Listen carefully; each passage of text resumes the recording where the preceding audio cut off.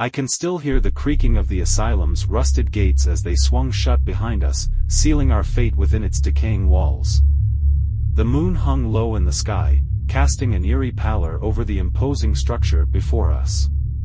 We were a group of 6 teenagers, each with our own reasons for daring to spend a night in the abandoned, decrepit asylum.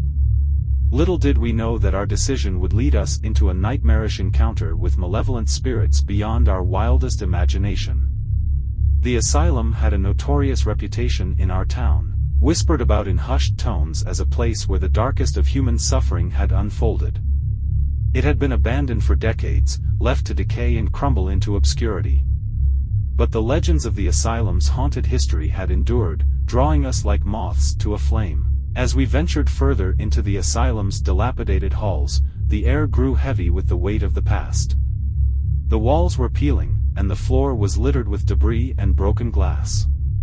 Our flashlights cast long, shifting shadows that danced along the cracked and decaying wallpaper. We had heard the stories of patients subjected to cruel and inhumane treatments, of nurses who had turned a blind eye to the suffering, and of doctors who had become as deranged as their charges.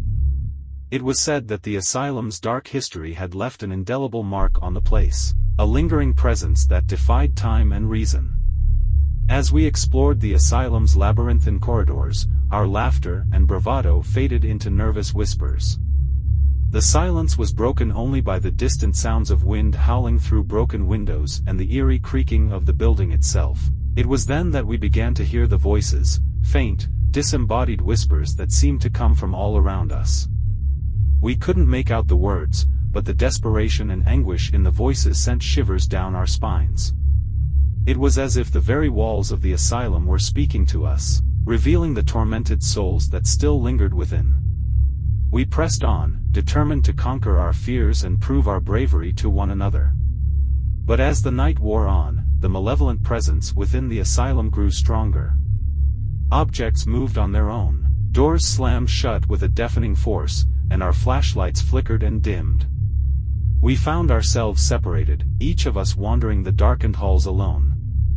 I could hear the panicked cries of my friends in the distance, their voices filled with terror and confusion. I tried to call out to them, but my words were swallowed by the oppressive silence. As I navigated the labyrinth of the asylum, I began to catch glimpses of shadowy figures out of the corner of my eye, twisted and contorted shapes that seemed to melt into the darkness. I couldn't be sure if they were real or mere hallucinations brought on by fear, but their presence was undeniably malevolent. I stumbled upon a room that seemed to be frozen in time, a stark, sterile chamber with faded, peeling wallpaper and a single rusted gurney at its center. It was a room that had seen unspeakable horrors, a place where the suffering of the past still lingered. As I stepped into the room, I could feel a palpable sense of dread wash over me. The air grew colder, and I could see my breath in the frigid atmosphere. The gurney seemed to beckon me, its rusted restraints hanging like specters of the past. I had to get out of there, to find my friends and escape the asylum's malevolent grip. But as I turned to leave, I felt a presence behind me, a presence that seemed to reach out and grab hold of my arm with an icy grip. I turned to find a spectral figure before me, a woman in tattered hospital attire, her eyes filled with a haunting sadness. She reached out to me, her fingers passing through my skin as if I were made of smoke. "Help us," she whispered, her voice a barely audible plea. "We are trapped here, bound to this place by the darkness of our past." I wanted to run, to escape the room and the asylum itself, but I couldn't tear myself away from the ghostly figure. Her presence was overwhelming, and her eyes held me in a trance, compelling me to listen to her story. She spoke of a time when the asylum had been a place of suffering and despair, where the cries of the tormented had gone unanswered. She had been a nurse, one who had tried to ease the suffering of the patients, but she had been powerless to stop the cruelty of the doctors and the apathy of her colleagues. She had perished in the asylum, her death a tragic and unjust end to a life spent trying to bring comfort to the damned. And now, her spirit was bound to the place, unable to find peace until the darkness that had tainted the asylum's history was acknowledged and atoned for. With a final, mournful plea, the ghostly nurse released me from her grasp, and I stumbled out of the room, my heart pounding with fear and dread. I had to find my friends, to tell them what I had seen and experienced, and to escape the asylum before it consumed us all. As I ventured back into the labyrinthine halls of the asylum, I could hear the distant cries of my friends, their voices filled with terror and despair.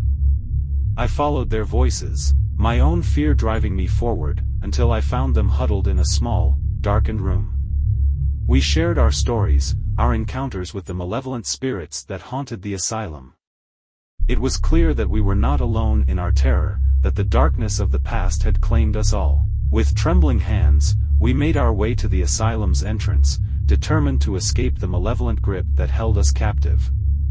But as we reached the rusted gates, we realized that they were sealed shut, as if the asylum itself had conspired to keep us within its decaying walls. Desperation set in as we tried to force the gates open, but they wouldn't budge.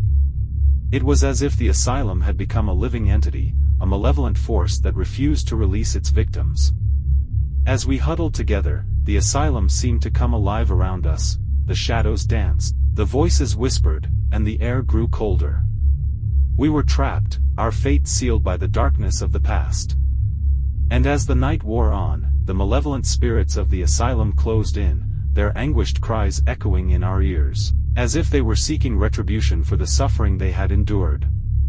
We were prisoners of the asylum, trapped in a nightmarish existence, forever bound to the darkness of its history.